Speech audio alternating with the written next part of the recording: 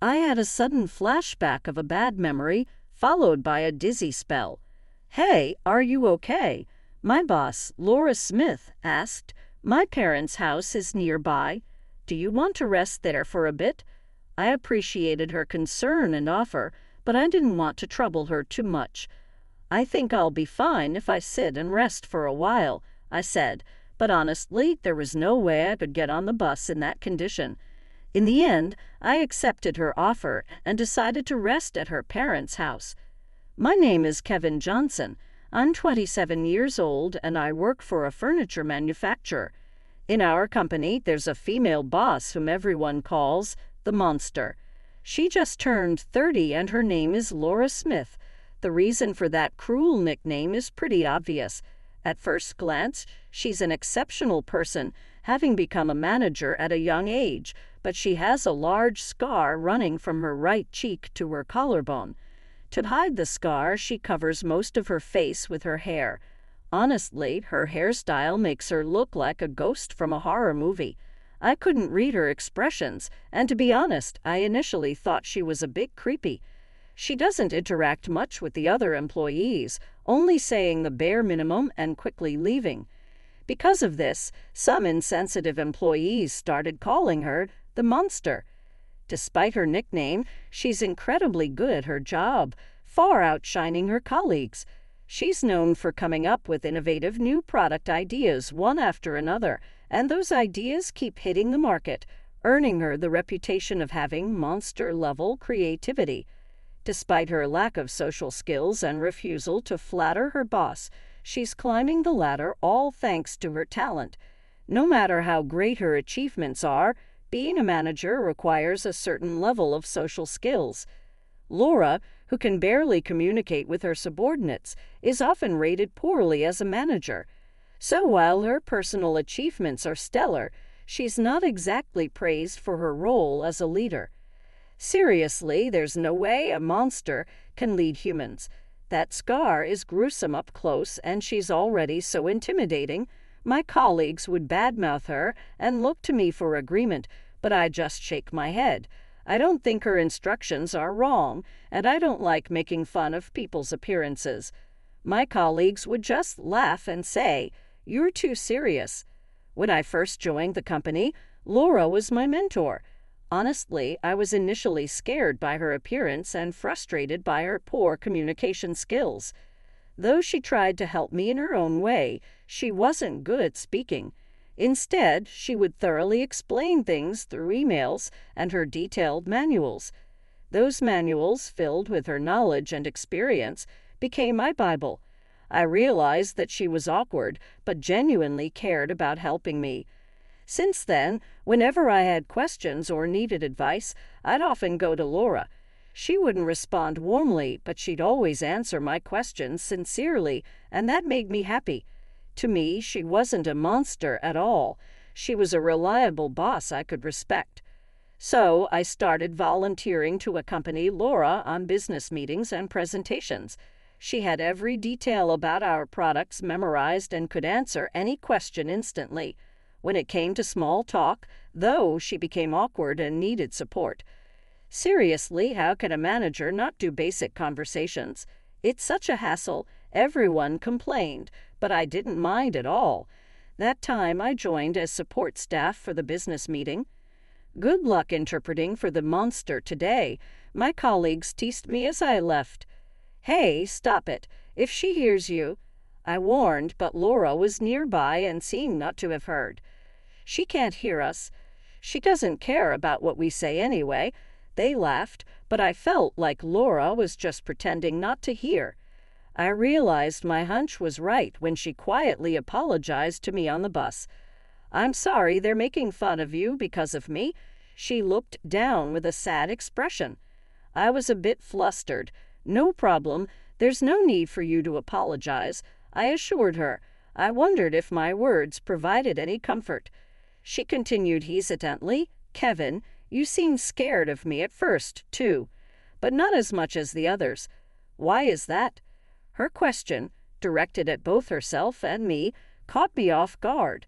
Well, after hesitating, I finally said, because people are more than their appearance. I felt my response was vague and regretted not expressing it better, but Laura seemed genuinely pleased, so I let it be. With that exchange, we arrived at the meeting place. The client that day was the headquarters of a major home goods store that had been growing rapidly in recent years. They could potentially carry our products nationwide. That was a deal we couldn't afford to mess up. Mr. Stone, the client's manager, was visibly taken aback upon seeing Laura. Laura, on the other hand, was used to such reactions and calmly began her presentation after a brief introduction. When Mr. Stone started making small talk, I stepped in, unknown for my communication skills, and handled it smoothly. Laura stuck to the necessary business talk despite Mr. Stone's initial unease about her. The meeting seemed to be going well. "Just so you know, we have offers from other manufacturers, too," Mr. Stone said. "We're meeting with one of their reps later today." His revelation created a tense atmosphere between Laura and I. We hadn't been aware of any competition. As the meeting ended, the rep from the other company walked in. "Wait, Emily," I muttered in surprise when the woman came near me. It was Emily Thompson, a high school classmate and my ex-girlfriend. "I can't believe you're in the same industry," Emily said, equally surprised. Emily hadn't changed much since before. She seemed to have maintained the same appearance as when we had been dating. "Oh, right. Looks like we're rivals now. But sorry, this deal is ours," she said cheerfully, giving me a playful pat on the back. Then she quickly apologized. "Oh, I'm sorry. I shouldn't have done that." "It's okay. Don't worry about it," I said with a smile and led Laura out of there. As I glanced back, I saw Mr. Stone inviting Emily into the conference room. He looked completely smitten. This deal might be in jeopardy.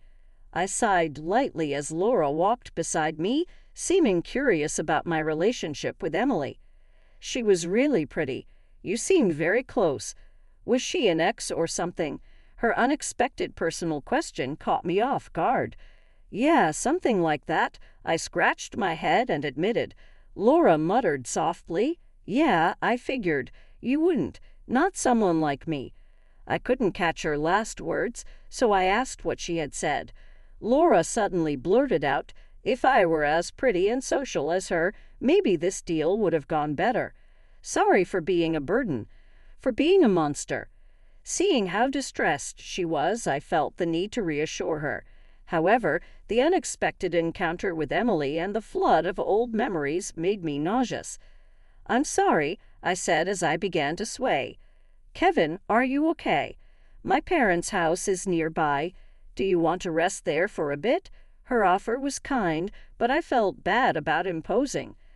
"I think I'll be fine if I just sit and rest for a while," I said, but the dizziness and headache were so severe that I knew I couldn't get on the bus. I decided to take up Laura on her offer and rest at her parents' house. She led me to a large, beautiful house, almost like a mansion. "Oh dear, are you okay?" Laura had called ahead, and her mother, Catherine, greeted us with concern. I wondered if Laura resembled Catherine. Catherine was very beautiful, tall, and looked like a model. "I never thought my daughter would bring a man home. I'm so happy," Catherine said, but Laura quickly shut her down. "I told you he's just a coworker," she said firmly. I was shown to a guest room with a bed, and though I felt awkward, I rested there. After about an hour, I felt much better. "Oh, you're up?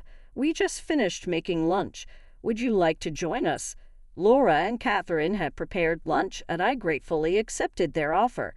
Catherine is a culinary expert, and the food was both delicious and beautifully presented.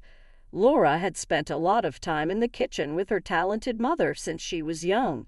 It made sense why she could come up with such hit products. Perhaps she came up with many recipes with her mother. Laura has been a great cook since she was little. She was even scouted as a model in her teens. Wouldn't she make a great wife? Catherine made a big appeal to me about her daughter during the meal. She tried to show me photos from back then, but Laura wasn't happy about it and knocked the photos out of Catherine's hand. Mom, don't you get it? That version of me is gone. Who would want to marry a monster like me? I'd never seen Laura so angry.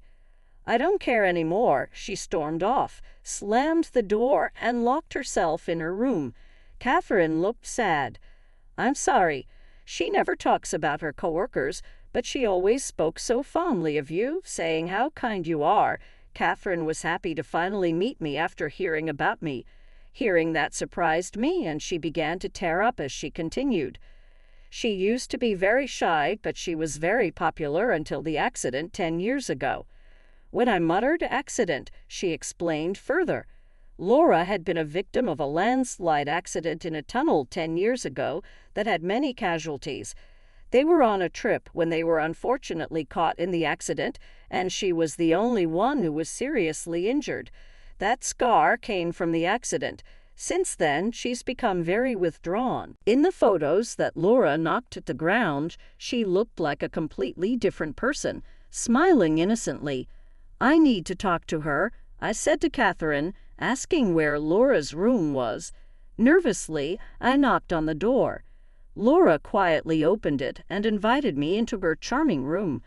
I mean no harm, but there's something I need to show you, I said. I unbuttoned my shirt and slowly took it off. When I turned around, Laura gasped at the sight of the scar on my back. Oh my, she trailed off.